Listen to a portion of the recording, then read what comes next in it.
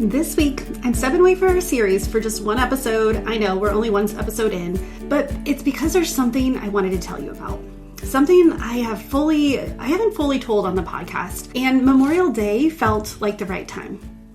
Hi, my name is Tammy Imlay, and this is a Leader's Purpose podcast. And I want to tell you what it actually means before we get into today's episode. Leadership is not a job title. It's not a skill set, and it's not something you do because it looked good on a career path. It's a calling, and all callings cost something. They've cost you sleep. They've cost you certainty. They cost you the version of your life that would have been easier and quieter and a whole lot less yours. The leaders I built this show for are the ones who already know that. The ones who show up when it gets hard, not because they have to, but because something deep inside of them will not let them stop. The ones who put others ahead of themselves, not as a strategy, but as a way of living. The ones who step out when they can't see the road because the calling is louder than the fear. I built this show because I needed it once. I needed someone to tell me that the sacrifice was not the end of the story and that what I was carrying could become something. That leading from a place of loss and faith and choosing forward when forward was not clear, that's not a weakness. That was purpose. And that's what this podcast is. Every week for the leader who's still standing, and when standing costs something. You already have what it takes, and this is where you get to remember that. This will be my 15th Memorial Day without my husband, Dee. A piston to his brothers and daddy to our not so little kids. 15 years, and every year, except for COVID, my family and I have gone to DC for an event. It's a conference of sorts, but it's not an ordinary conference. It's more of a family reunion, and I wanted to tell you what it's looked like over the years because it hasn't looked the same, and I think that it really matters. So here's a little backstory. I was 10 minutes from home, and I was running the math on nap time. I had 2 toddlers. We just got finished with a bounce house birthday party, 90-minute drive, keeping them awake in the car so I wouldn't miss the window. And every mom knows the window. You miss it and you pay for it until bedtime. And sometimes you pay for it at bedtime. But the fruit was cut, the chicken nuggets were ready, and this was pre-air fryer time, so this was some slow times. And I could see the finish line. I wasn't a single mom, but I was a solo mom. Dee, my husband, an Air Force fighter pilot, and my high school sweetheart was deployed. And 2 weeks in, he didn't even know his way around the base yet. I pulled into the garage. The dog started barking. Nothing. The kids are starting to fade, but there was nothing out of the ordinary. I was focused. Then there was a knock on the door. 3 men in service dress. I had been on that detail before. I knew what it meant, but my brain wouldn't let me know what I already knew. It was protecting me.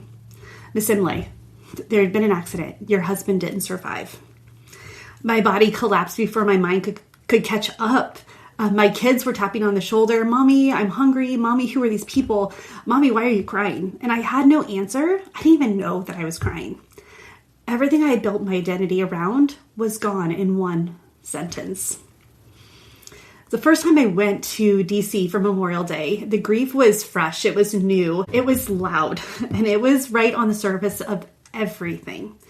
Walking into that space, I don't want to call it a grief conference, but it's a national conference for an organization called the Tragedy Assistance Program for Survivors. And it is created out of hardship, created from the founder who lost her husband and realized that there was no support, no grief support for families who were grieving this type of loss. So it is a reunion. It is a conference, but not the conference you picture, like a leadership conference. But walking into this space for the first time, it was so overwhelming, way more than I ever could have expected. You're surrounded by hundreds of people who they didn't need an explanation.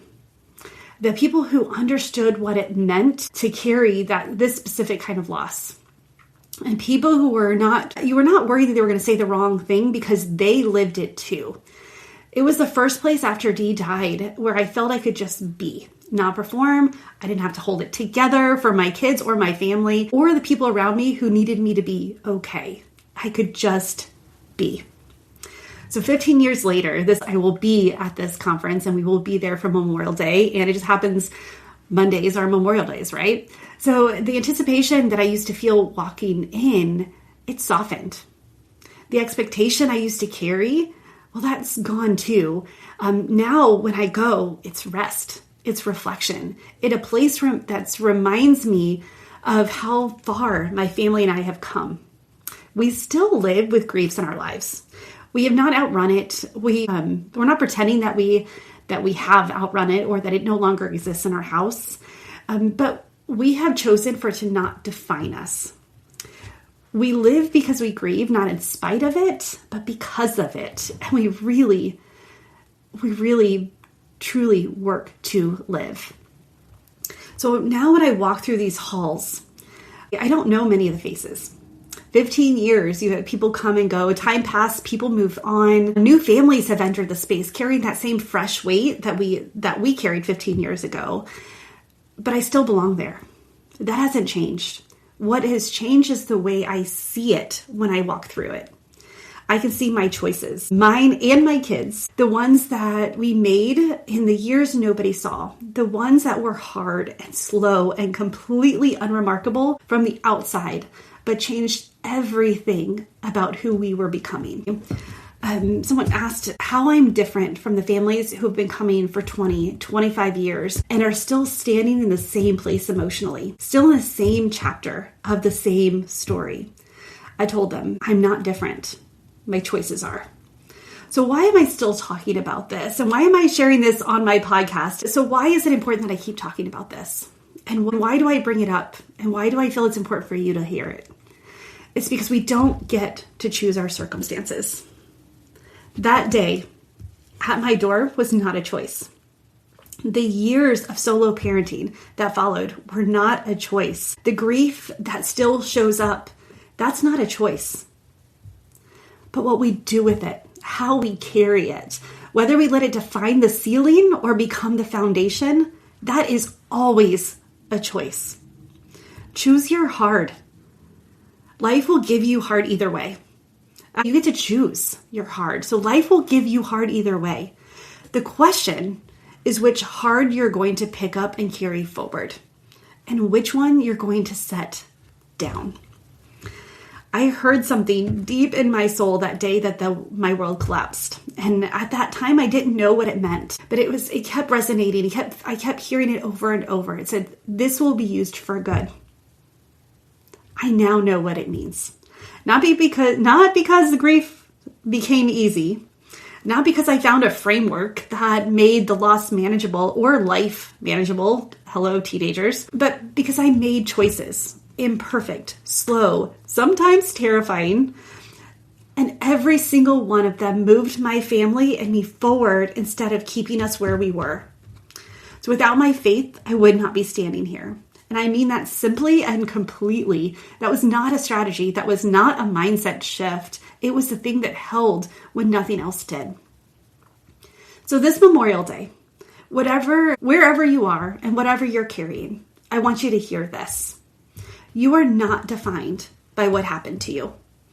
You are shaped by what you choose to do after. The hard is not going to go away, but you get to choose which hard you pick up. I truly believe Dee would have loved knowing that something good came from the hardest thing that we ever faced.